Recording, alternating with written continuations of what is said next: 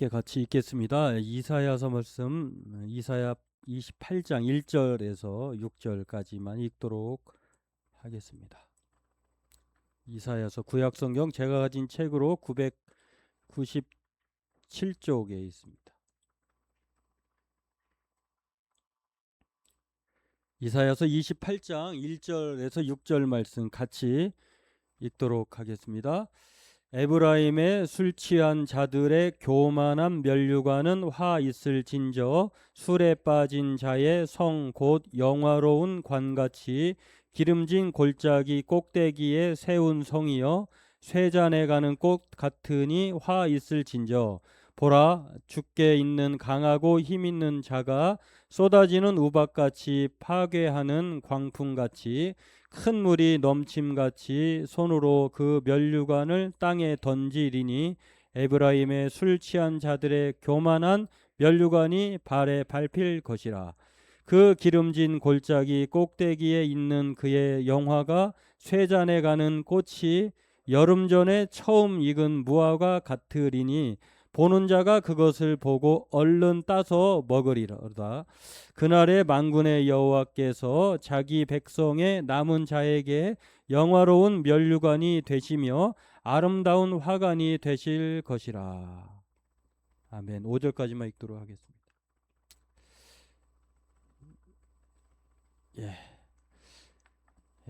뭐 이제 그 막바지 여름의 그 절정인 것 같은데요. 뭐 이제 내일 대체 휴일까지 해서 그 휴가의 기간들이 많이 몰릴 거라 생각합니다. 우리가 지치고 힘들었던 것들을 휴가를 통해서 또 심신에 힘을 불어넣어서 새롭게 나머지 2026년을 살아가야 할 동기를 얻는 것처럼 오늘 예배를 통해서 우리 또한 삶의 동기를 하나님으로부터 부여받고 또 하루하루 살아갔으면 좋겠습니다.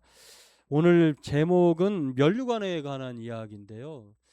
어떤 면류관을 쓸 것인가? 에브라임처럼 그런 면류관을 쓸 것인가? 아니면 남은 자처럼 영광의 면류관을 쓸 것인가에 대한 이야기를 이 설교를 준비하면서 아주 예전에 오래된 그 부흥 강사들이 천국에 가면 어떤 모자를 쓰고 있느냐라고 했을 때 개털 모자를 쓸 것인가? 아니면 뭐 생명의 면류관, 영광의 면류관, 금면류관, 별하별 면류관 중에 쓸 것이냐라고 했는데 그 가봐야 확인될 것 같고요. 오늘 그런 면류관의 상징적인 이야기를 오늘 말씀을 통해서 한번 같이 나눠 보려고 합니다.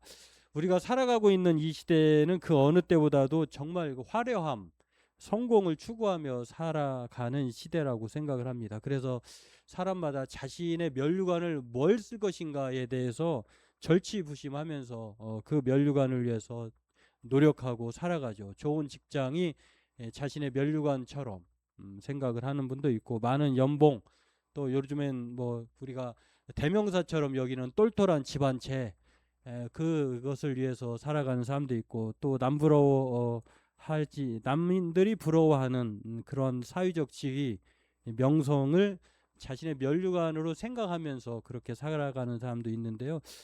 그것을 쟁취하기 위해서 그래서 저마다 자신의 머리를 쓰고 또 그것을 영원히 빛내줄 거라고 생각하며 삶을 올인하는 경우도 있다고 봅니다. 근데 오늘 본문을 보면 하나님께서 이사야 선지자를 통해서 쓰지 말아야 할 면류관과 써야 할 면류관에 대해서 설명을 해줍니다.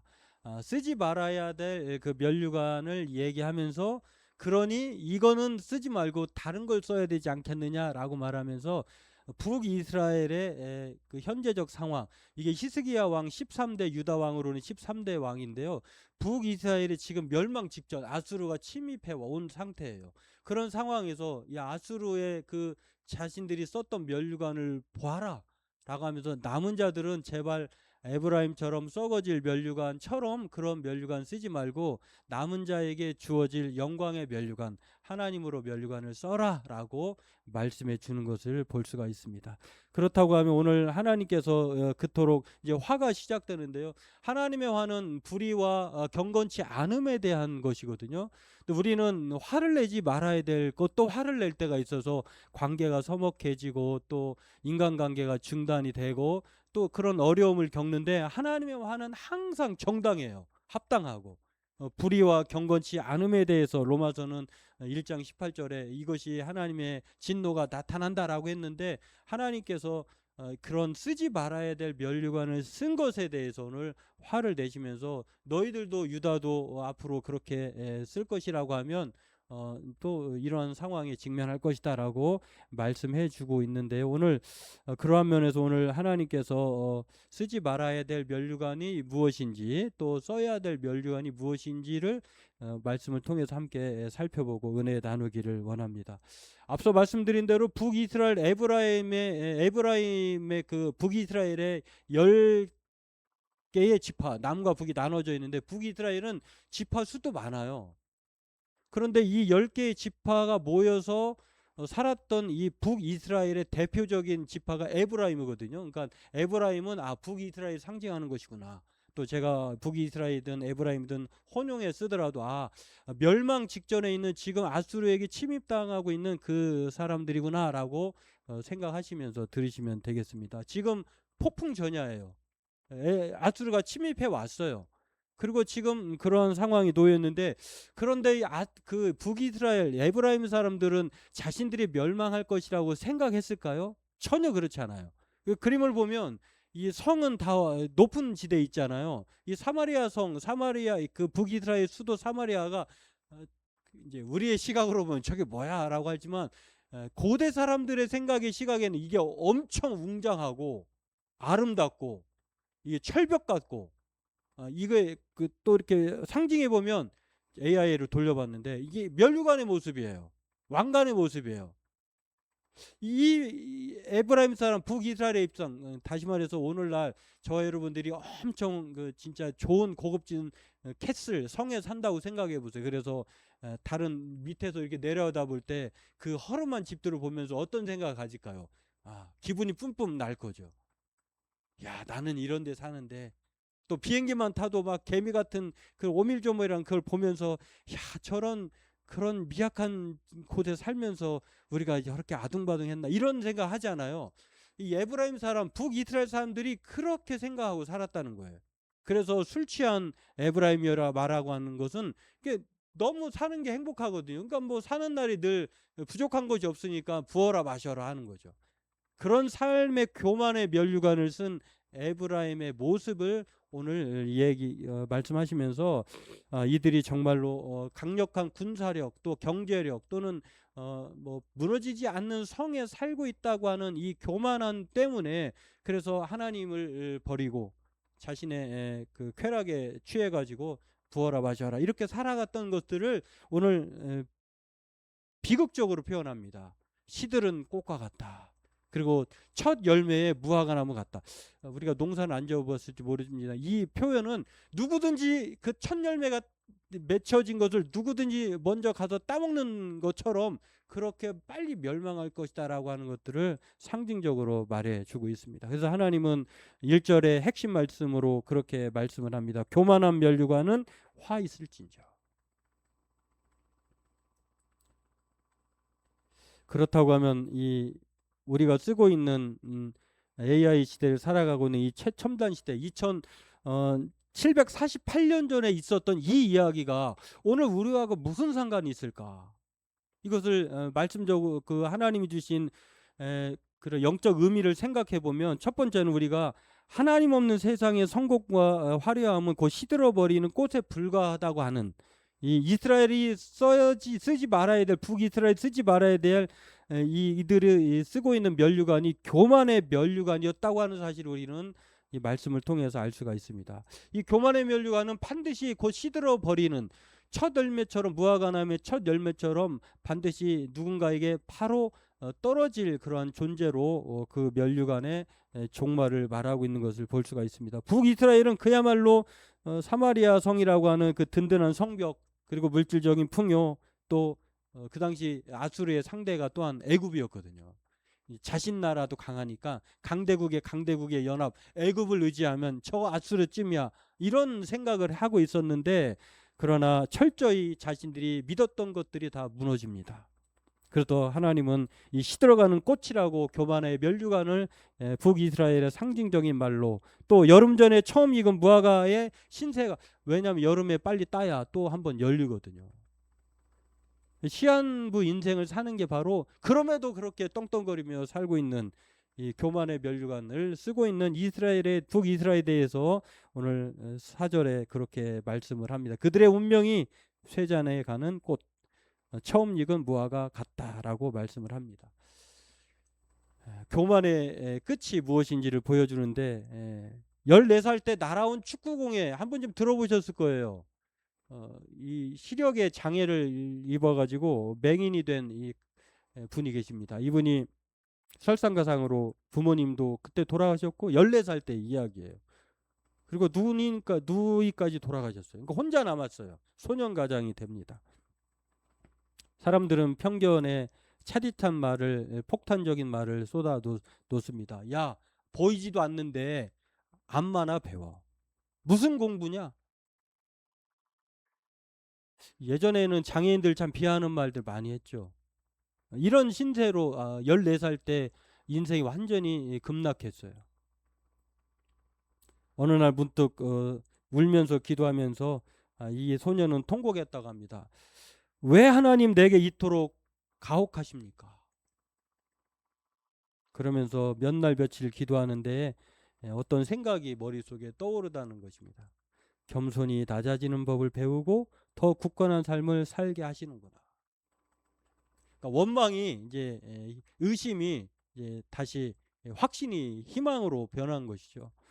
그러면서 그때 그가 18살 때에 맹인 학교, 중등 학교를 들어가는데, 사실 일반 학교에 비교하면은 엄청 늦은 나이거든요. 그래도 하나하나 차근차근 어렵지만 공부해가지고 1972년도에 연세대학교 교육학과의 교육학자이기도 해요. 그리고 졸업 들어가고 또 미국 피츠버그 대학에서 박사학위까지 받고, 또 조지 W 대통령 당시에 거기에 미국의 백악관 국가장애위원회 정책 차관보까지 지냅니다. 또 유엔 세계장애위원회 부위원장까지 지내고 루즈벨트 대단의 고문까지 됐는데, 물론 지금은 오래전에 돌아가셨어요. 2012년에. 근데 이분이 강영우 박사인데요. 저 일대기를 편집해서 이렇게 볼 수가 있을 수 있는데, 이분이 기독교 신앙인이기도 하면서 그 신앙의 바탕으로 이런 말을 합니다. 하나님께서 주신 또 다른 길을 이분은 해석하면서, 장애도 하나님이 나에게 주신 또 다른 길이구나. 비장애만이 하나님이 주시는 길이 아니라 장애도 자기에게 주신 하나님의 길이구나. 그래서 사람들이 장애에도 불구하고 어떻게 이런 성과를, 이렇게 말할 때 그분은 그런 말을 하는 사람에게 장애에도 불구하고가 아니라 장애를 통해서, 얼마나 긍정적이고 또 믿음의 확신에 찬 이야기입니까? 우리는 그럼에도 불구하고 이렇게 했다고 하면은 얼마나 이 사람이 고생했을까, 수고했을까 하는데, 이분은 장애를 통하여라고 하는 말 속에 하나님께서 자신을 얼마나 도와주셨고 은혜로 살펴주셨는지, 하나님 힘이었는지를 그 말을 통해서 설파했다고 합니다. 이런 고백은요, 장애에도 불구하고가 아니라 장애를 통해서라고 하는 이 고백은 정말 세상의 면류관을 쓰고 쓴 사람이 말할 수 있는 말이 아니라 하나님으로 면류관을 삼은 사람만이 할 수 있는 말이에요.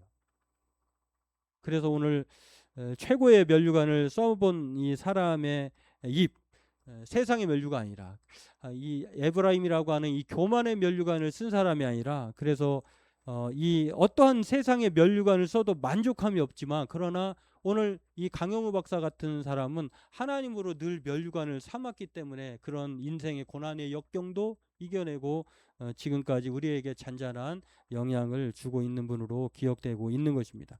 사람들은 남들처럼 뒤처지지 않게 해서 그렇게 스펙과 부동산, 통장, 잔고, 교만의 면류관으로 세상에서 그렇게 자신의 인생을 허비하지 않으려고 합니다. 이게 나쁜 건 아니지만 그것이 전부가 아니라고 하는 사실을 쓰지 말아야 될 에브라임의 면류관을 통해서 오늘 주리들에게 교훈하고 있는 것을 볼 수가 있습니다. 바라기는 저와 여러분들도 성벽도 또 내일이면 시들어버릴 그 어떤 것도 꽃이 되고 따먹힐 열매가 된다고 하는 사실을 기억하면서 이러한 영적 현실을 우리는 늘 기억하고 하나님으로 평생 형통의 삶을 살아가는 저와 여러분 되었으면 좋겠습니다.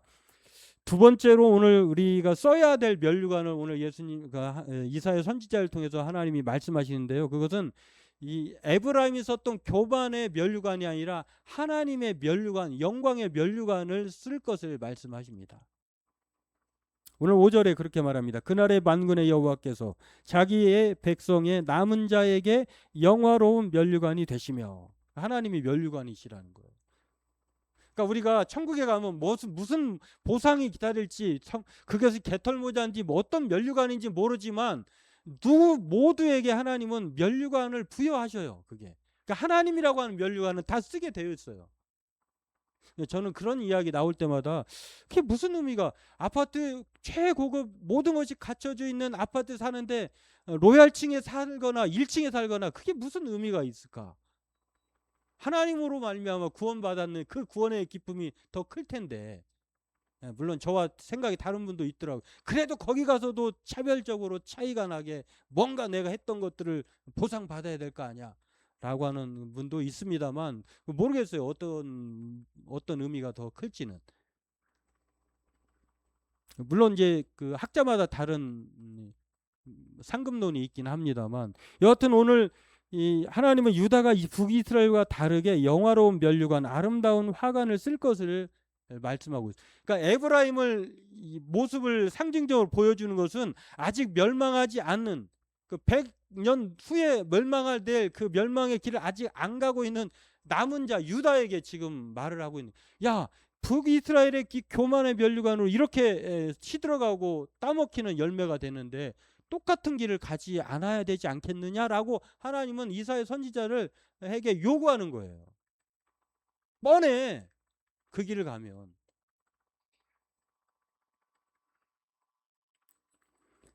이것은 하나님이 면류관이라는 것을 말씀해 줄 뿐만 아니라 북이스라엘에 시들어가는 꽃과 같은 교만의 면류관을 쓰지 말 것을 당부하는 거예요.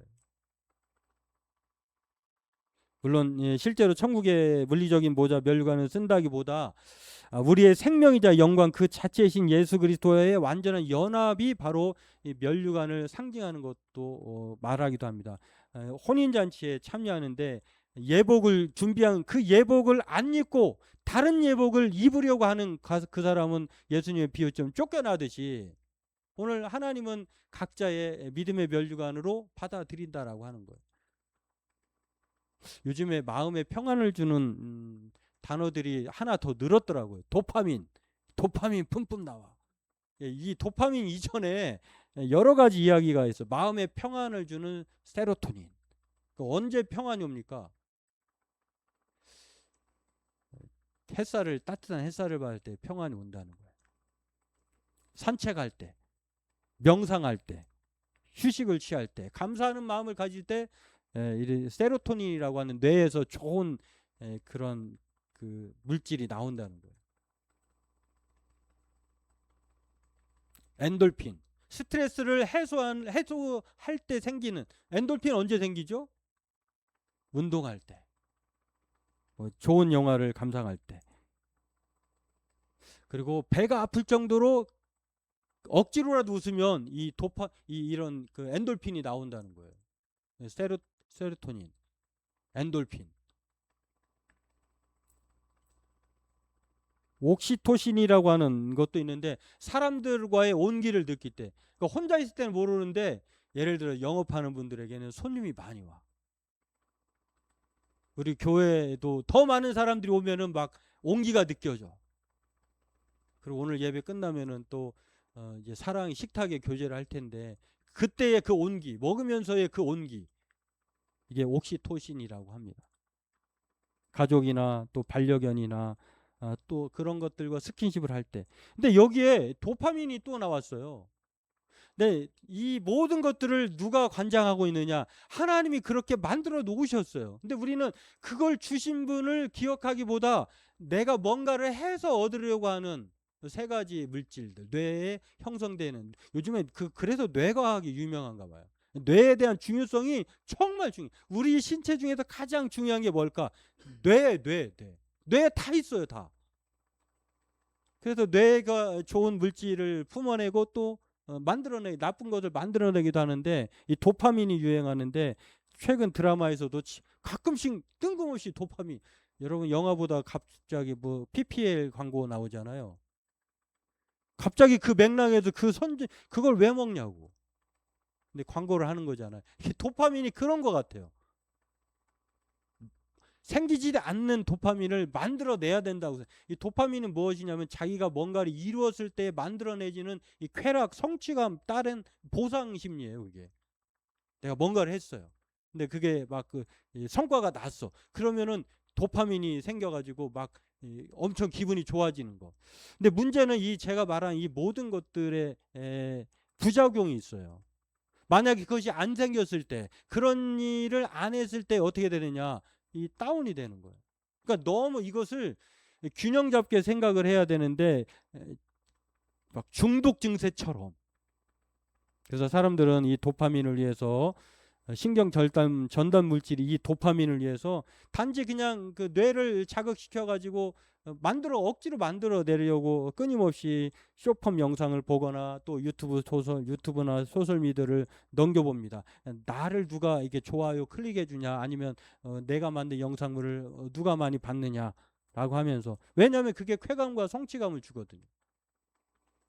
이 기분 좋은 감정을 만들어 내려고 하는 것들, 나쁜 건 아니지만, 그러나 이게 중독으로 빠져나가면 이 강박 증세가 생긴다고 해요. 환각, 극단적인 경우에는 환각, 망상, 조현병, 이런 증상과도 연결이 된다고 해요. 도파민이 부족할 때에 매사에 흥미가 떨어진다고 해요. 그런데 잠원 기자가 이렇게 말합니다. 그래서 균형이 참 중요해요. 뭐라고 말씀하냐면, 말씀 한번 볼까요? 곧 헛된 것과 거짓말을 내게서 멀리하옵시며 나를 가난하게도 마옵시고 부하게도 마옵시고, 과유불급이죠. 오직 필요한 양식으로 나를 먹이시옵소서. 혹 내가 배불러서 하나님을 모른다 여호와가 누굴까 하오며, 혹 내가 가난하여 도둑질하고 내 하나님의 이름을 욕되게 할까 두려워합니다. 이 시편 기자의 핵심은, 하나님 그런 도파민, 세로토닌, 뭐 엔돌핀 다 중요한데 내가 혹시 그것 때문에 하나님을 잊어버리지 않도록 나 그런 사람 되지 않게 해주세요 라고 이 소박한 기도예요. 도파민보다 더 중요한 것이 있어요.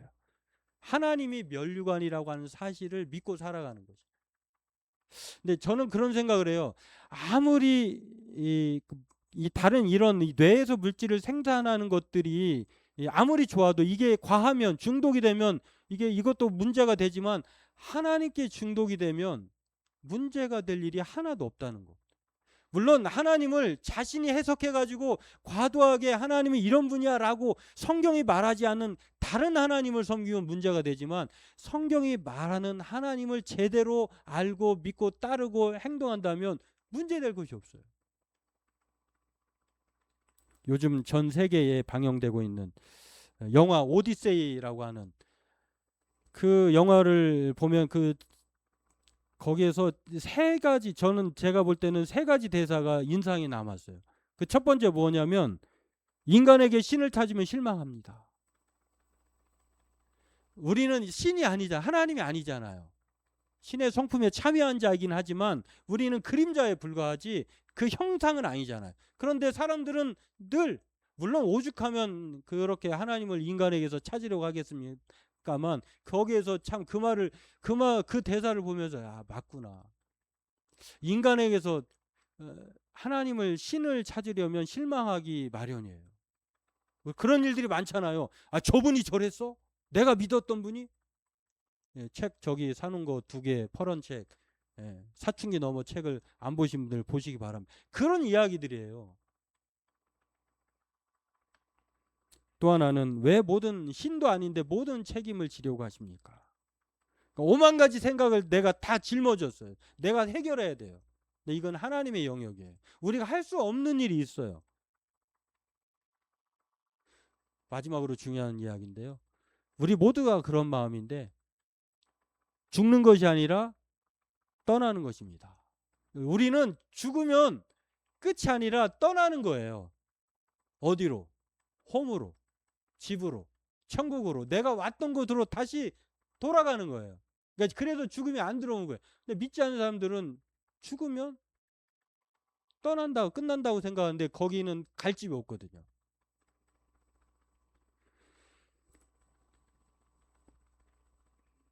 하나님을 대신할 것은 이 세상에 아무것도 없다라고 하는 것. 오늘 5절에 그렇게 말합니다.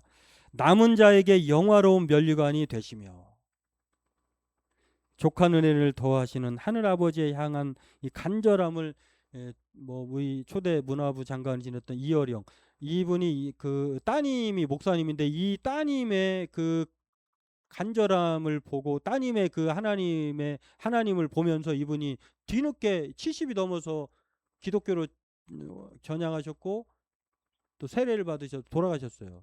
그런데 이분이 하늘의 새 들의 백합꽃이라고 하는 시를 남기셨어요. 잘 안 보이신데 제가 읽어드릴게요.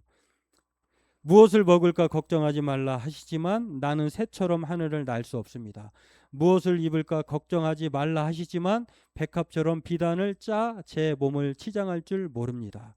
당신이 아니 계시면 추워서 떨고 배고파 울었겠지요. 그러나 이제는 하늘을 나는 새 들판에 피는 백합도 부럽지 않습니다. 당신의 목소리를 듣고부터 날개가 없어도 하늘을 날고 배틀이 없어도 배를 짭니다. 그래도 근심 걱정이 남아 있어요. 당신이 너무 먼 곳에 있어 보이지 않을까 봐서요.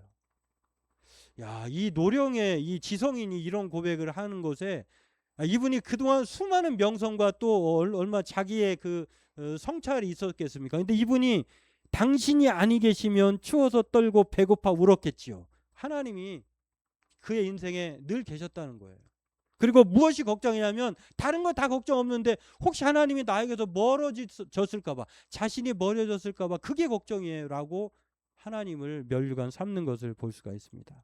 바라기는 저와 여러분들도 오늘 세상에 시들어버릴 에브라임처럼 그러한 면류관을 삼고 그것으로 우리의 인생을 살 것인가, 아니면 이 남은 자처럼 하나님이 면류관 되셔서 우리의 영광과 또 영광의 면류관으로 우리의 삶의 안정과 평안과 즐거움으로 우리가 그렇게 살아가게 될 것인가, 어떤 면류관을 쓰시겠습니까? 오늘 바라기는 하나님이 원하시는 것은 에브라임이 아니라 남은 자 영광의 면류관인 것을 기억하면서 화려함과 성공이 아니라 하나님으로 살아가는 저와 여러분들에게 주의 이름을 축원합니다.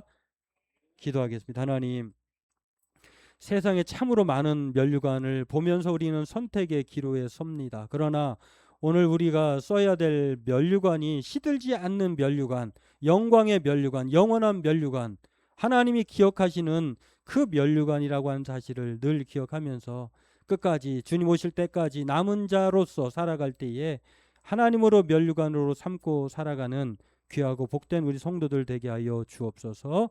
감사하며 예수님의 이름으로 기도하옵나이다. 아멘.